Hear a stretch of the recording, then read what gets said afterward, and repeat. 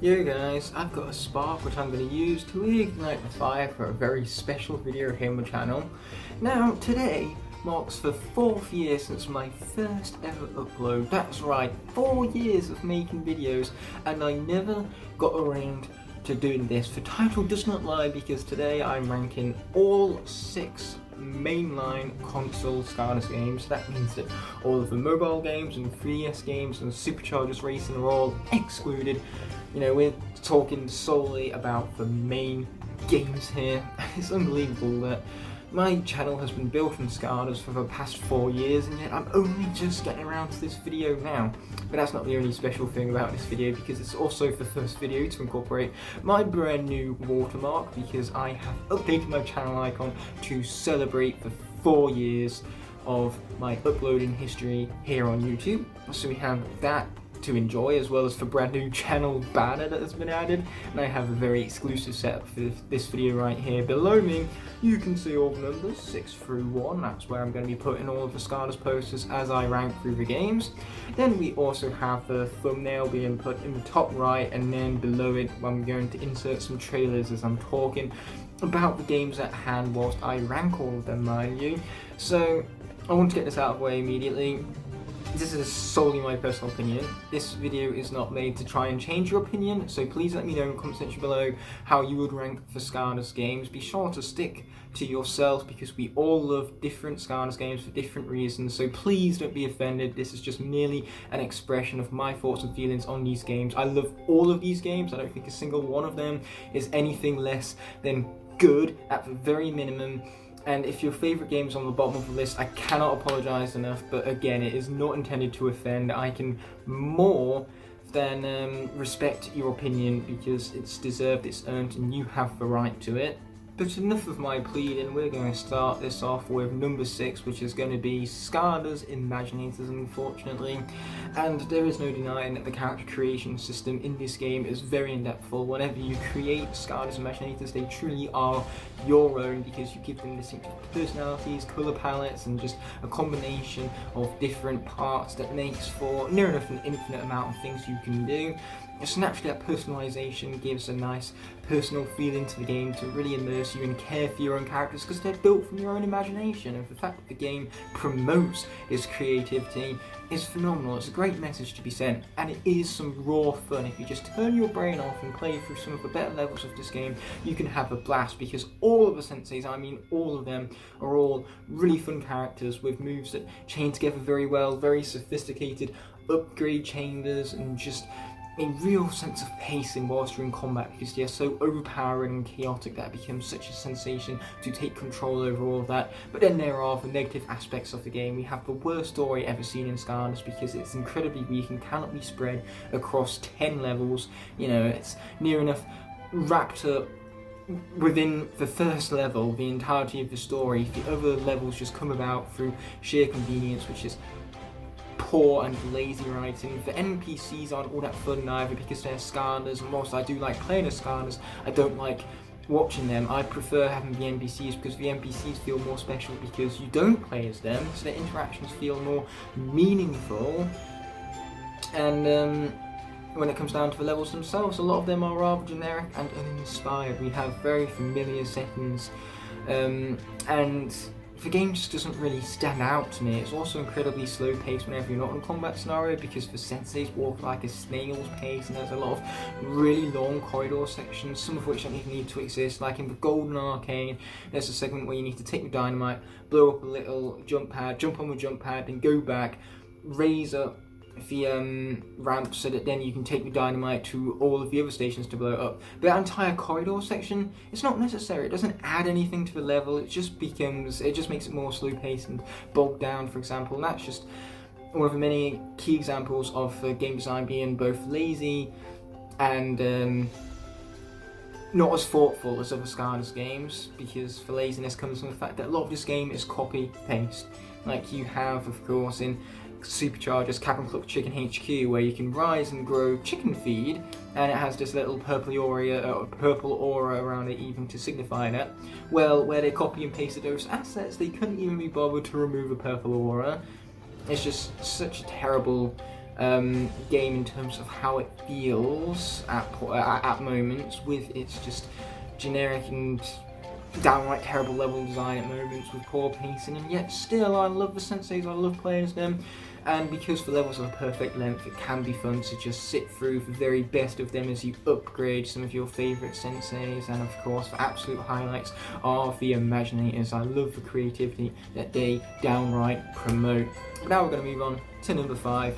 I'm really sorry to say this, I know a lot of you really love this game, but it's Swap Force. There had to be a game as low as number 5, and it just so happens that Swap Force had to, you know, take one for the team. If it was up to me, I would have put all 5 of these next games in the number 1 slot. They're just all that good, and it's so hard to compare them, but Swap Force for me feels the least most creative. All of the level settings are incredibly similar. You go through not only longer levels, but longer levels of the same theme in chunks all at the same time. It has a blocky feel, and all of the levels just kind of mesh together because they are so similar in their themings and their settings.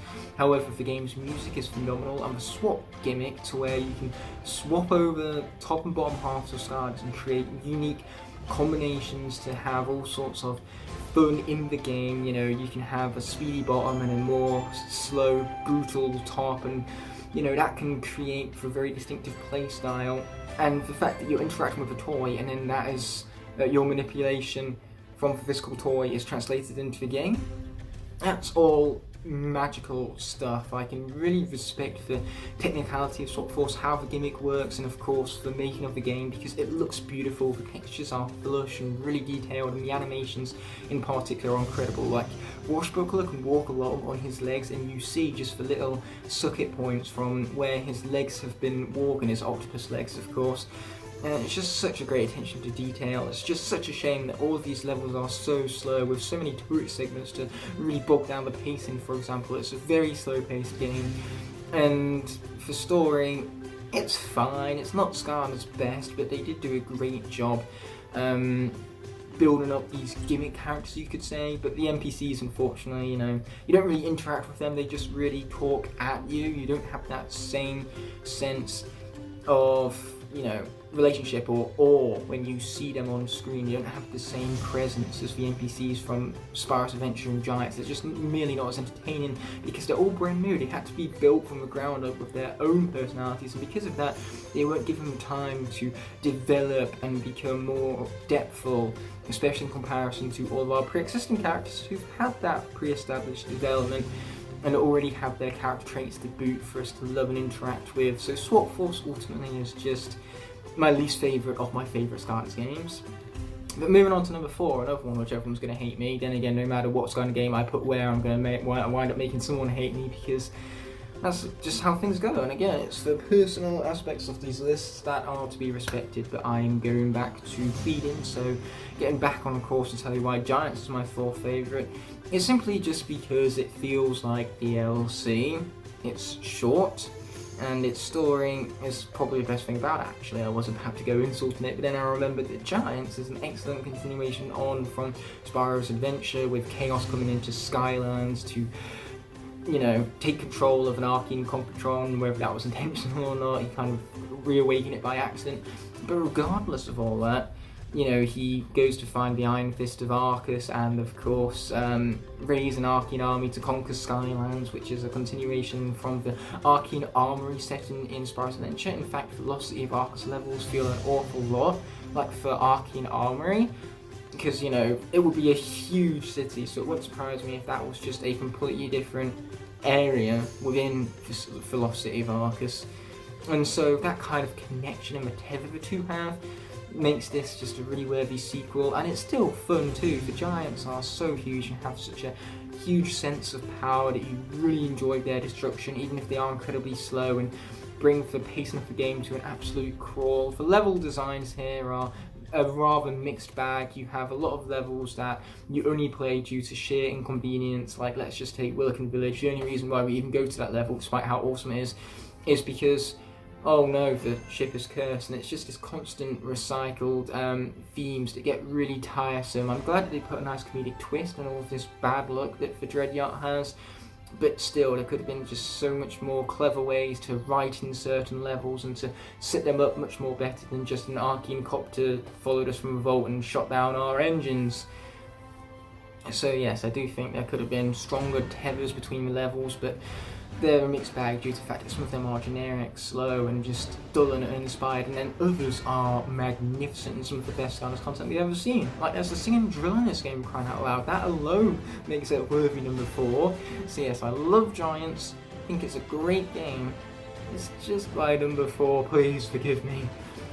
But moving on to number 3, I have Spyros Adventure, which is surprising me as well because I changed this ranking at the last minute even. I recorded this after I finished my Supercharger Noir Lock finale, and then I recorded for review for Superchargers, and then I recorded this and I realised that Superchargers was originally going to take number 3 spot, but that has been elevated a few spots. You'll see after I've talked about Spyros Adventure first and foremost, and the main reason why I have Giants and Spyros Adventure clumped together is because they are such similar experiences that having them just so separated on the list doesn't feel fair, it doesn't feel right. They are just so close by comparison, but in terms of Spyros Adventure's raw nostalgia and just how it makes me feel playing the game, in fact it always puts a smile on my face and takes me back 10 years to when I was much younger. It's just such a pleasant feeling. And on top of that, the level design is most certainly solid. I like how the puzzles take advantage of the lack of a jump button, even if it does make platforming rather tedious with the momentum-based bounce pads that really don't allow you to just your jumps mid-air and you fall far too quickly. And the level themes do get a very repetitive and tedious because they are based solely on the elements, and because the elements are blocked together it can have a rather blocky feeling, as they are of course elemental sets. I would have preferred it if we had like an air level at chapter 4, chapter 17 and chapter 20 for example. But regardless of all of that, it's still good level design. I really appreciate this game for what it does right. It gives birth to this entirety of the franchise, and just going back and revisiting it is so much fun. And the cast as well is just so iconic. Most people's favourite Skylander come from this game. Not everyone's, and I'm not saying it has to, but this game just has so many iconic characters. You've got Spyro, Gilgrunt, Trigger Happy, Chop Chop, Igknighter, and they're just a few examples, and I call Igknighter ironic because he's my favourite and I never seem to shut up about him. But yes, Spyros Adventure just is raw fun. Like I said, Imaginators was raw fun. Well, Spyros Adventure is like that, but increased by 10 million, because it just has some very cleverly placed collectibles which took me years to find, and I just thoroughly enjoy going through the story and having fun with the 32 distinguishable characters with the most personality. Spyros Adventure easily has the most personal feeling to it because the Skylanders speak gibberish in this game, and that gives them language, it gives them background, and it just makes them more expressive through their body language, which I think that getting rid of this gibberish was a terrible decision for Giants and every game onwards, because I just feel as though these are beings from an infinite sea of islands in the sky. I don't expect them to speak English. So the fact that that gibberish brought about so many distinguishable personalities and made the Skylanders just so lovable is what makes Spyros Adventure such a well-rounded and awesome cast to play with, and it's what elevates the experience of the game and how much raw fun I have revisiting it. But now we move on to the game I was alluding to previously, Superchargers at my number 2. Originally my number 3, but again, I don't feel like it should separate Giants and Spyros Adventure because they are just such similar experiences and can be roped in together. So Superchargers has been elevated rather than being put down to something like number 5, purely because it's such a damn well made game. It's the best Skylanders game we've ever seen. The visuals are so wonderful, the colours really pop, and yet it still has that realistic vibe to really immerse you in this world, and you have a grand sense of scope too. There's so many background details and just things to really hook you on how beautiful the game is. It really brings to life this illusion of the Skylands world, and on top of that the music is incredible. It gives you experience and power, it feels like, because levels where you're shrunken down like in Gladful Blades, you truly feel small due to the tone and pacing of the music. And my apologies, my hair seems to want to go everywhere this video. But that's what's so amazing about this game, the music, just adding further atmosphere and experience to these levels even. It's still not as good as Giants, but it's damn good music all the same. When it comes to the levels themselves, a lot of the gimmicks are fantastic because it keeps the gameplay fresh. You have levels that are focused solely around vehicle combat, and then you have levels where you technically don't even need to fight most enemies. You can just shrink certain objects and strategically choose how you want to tackle an enemy, whether you want them to be strong and slow or speedy and not as strong. It's got some really clever gimmicks, and the way how the levels take advantage of them is really clever. It's phenomenal level design, and since the settings are constantly changing, it's just such a fast-paced game because all of the characters have some sort of speed gimmick behind them, even if a lot of the characters aren't all that great and do have very weaker attacks in comparison to the Skylanders. Yes, I'm talking about Fiesta, but they are also phenomenally designed, so even if you don't like the gameplay, you love their designs. And I love the fact that they didn't take the lazy route and they actually revamped all the old characters. They took something we love and made something new out of it. It's far, far from lazy. And again, going back to the level design, it's just, oh, it's so good. And I love the fact that because each level introduces a new mechanic, the game never becomes stale because you're not given the time to become bored of a new mechanic because a new one is introduced so quickly. And I suppose that's a problem when you come across a mechanic you really, really like, such as Cabin Clutch HQ with the shrinking and growing. You know, the mechanic feels like it's over and done with before it has the chance to truly be expanded upon, and it just feels like it's, you know, got so much more potential to be explored, and you never see it pop up again. That is somewhat disappointing. But the story, its darker tone makes it just so appropriate for its audience that has been growing up with Skylanders through the years, because of course chaos is winning. We serve as a last hope, a rebellion almost. It has that nice kind of like Star Wars feel to it, and it's the darker tone that allows it to truly take risks with its storytelling, to make the story very unique and very emotionally impacting as well. There are just so many moments in this story where you feel such tension, excitement, and raw emotion. I love this story, and the fact that it gives the NPCs a chance to truly develop. You see inner conflict within chaos, character arcs for people like Hugo and Glumshanks. It's phenomenal writing at Skylanders' very best, and a lot of people don't like the vehicles. I hate the sea vehicles. They are floaty and incredibly unfun. The sky sections can be okay, some of them can be terrible, but even then that's all optional side content. If you just breeze through the game, skip out all the vehicle sections except for the land sections, because of course they are mandatory. But even then, whilst the land sections can get repetitive and tedious, they are short, compact, and very fast paced, and a lot of them are really good too. Like some of them you drive along the back of a freaking dragon, or you play pinball with some hens. Wow, it's so fast paced, this game. You know, its whole theme is cars, so it has speed everywhere, and it really depends on what Skylanders you play it with. Like with a lot of games, Skylanders games in particular, if you play with certain Skylanders, the experience becomes better. Like take Imaginators, as I said, it was slow paced a bit earlier. Play with Flare-Wolf and your experience is automatically enhanced. Superchargers is like that, but the Skylander doesn't have as much of an impact as it is in other Skylanders games. You can have the same level of fun with Smash Hit, despite his lack of speed, as you do with Spitfire, because while Spitfire is fast paced, Smash Hit hits harder and is so much more chaotic and visually pleasing to watch his attacks unfold. So it's a finer balance, this game. Unless you're playing with Fiesta. Don't do that if you don't like Superchargers. It's most likely because you play with Fiesta too much. Enough of insulting Fiesta. We are now going to move on to my favourite Skylanders game, Skylanders Trap Team.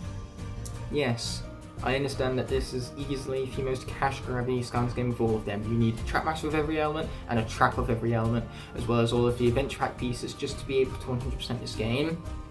But that is purely the execution of the greedy developers and corporates behind the project. You know, they will worry about this rather than producing a great game, but that's not the fault of the game itself. Looking purely at the game's craft and just how much fun it is, this is the biggest blast I can have of any Skylanders game. The levels are the perfect length with distinguishing settings that really vary themselves up by being so different to the ones preceding it. It just fills the game with so many fresh ideas, creativity, and such fine pacing, with boss fights that are excellent because the bosses attack you in ways that are unique to them and feel like extensions of their designs. It's just so creatively helmed, just thinking about all the different villains, levels, and Skylanders had to come up with for this game. It hurts my brain just thinking about it, and yet they did it. I marvel every day at the achievements of this game, just how fun the levels are. And yes, it is buggy. Seriously, it is by far the most broken Skylanders game because it was rushed for that annual release. It could have done with a summer of 2015 release. But here's the thing, the jankiness, just how broken the game is, and the glitches themselves is what makes it so fun. It's so different to other games in terms of how it plays and what you can do with the different mechanics. It's so unique in how it feels and how it performs that I can't help but almost thank the glitches for existing to make that experience all the more fun because of it. I love this game to death. I think the levels are perfect, the boss fights are perfect, the pacing is perfect, the story, okay fine, that's a little bit to be decided, but the fact that they incorporate the traps so well into it is fantastic. And trap masters exist. Trap masters are so powerful in this game, it's unbelievable, and some of them have so many cheesy tactics, like Crypt King. You saw his gameplay during the Trap Team review. This guy is dumb stupid broken with how he can cheese his enemies so easily and just bombard them with craziness and chaos all over the screen, and he can even play as chaos, which serves as a great reward for playing through the story, a story which you are motivated to play through because you are intimidated and threatened by Golden Queen and an entirely new presence altogether to freshen up the game and have a different feel from all the other games where Chaos is the main antagonist and gets a little bit stale after a while. So they shift up everything and make everything just more refined and more fun, because the ability of being able to jump whilst you attack gives you more decision makings in the midst of combat. It makes it more fast paced and it makes your decisions feel over more rewarding because you play with different Skylanders with different tactics and all that. It's just incredible what they was able to muster out of this game, you could go as far to saying, and I love it. I think it's Skylanders' masterpiece and it's my favourite game of all time. I will admit it's certainly not the best made game of all time. There are way better games out there in terms of their technical craft, but in terms of just raw fun and the personal experience I have with the game, it is my favourite, and that's why what I want to emphasise with this ranking list. It's not a ranking list of how well made the games are. If it was, Superchargers would be number one. It got close, but it would be. This is a list of my favourite Skylanders games, not the best made ones. And with that all being said and done, I hope you guys enjoyed me ranking all of the Skylanders games, and I hope you enjoyed the new layout as well. I had a blast recording this and just speaking from the heart because I have so much passion for these games, so you guys listening to that and taking it in means the world to me. I appreciate having your ear for the last 25 minutes, and with that being said and done, I will see you in the next video. Until that moment arises, peace!